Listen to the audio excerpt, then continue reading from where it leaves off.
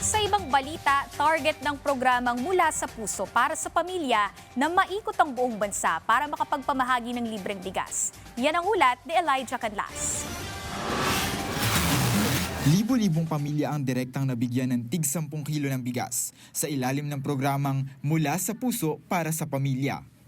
Pinangunahan ni First Lady Liza Araneta Marcos ang 5 araw na pamamahagi ng libreng bigas para sa mga residenteng higit na nangangailangan sa Manila at Quezon City. Sa unang araw ng distribusyon ay mahigit 1,200 benepisyaryo ang tumanggap ng sako ng bigas sa barangay Doña Imelda sa Quezon City.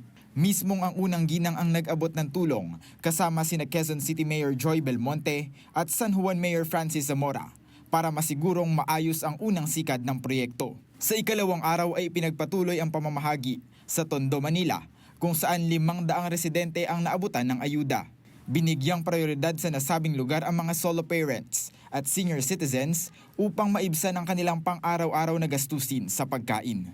Samantala ay umabot naman sa 1,300 pamilya ang dinalhan ng sako ng bigas sa Quezon City sa ikatlong araw ng serbisyo. Pila-pilang sinalubong ng mga benepisyaryo ng Barangay Bagong Pag-asa ang unang ginang at mga kawani ng lokal na pamahalaan.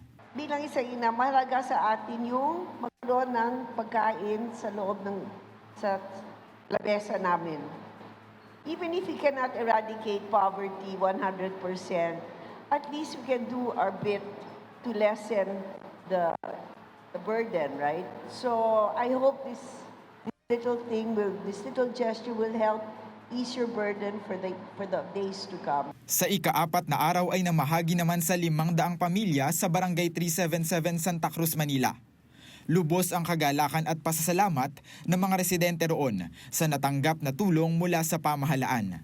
Nagtapos ang week-long drive sa Barangay Santa Lucia sa lungsod ng Quezon para sa mga natitira pang benepisyaryo.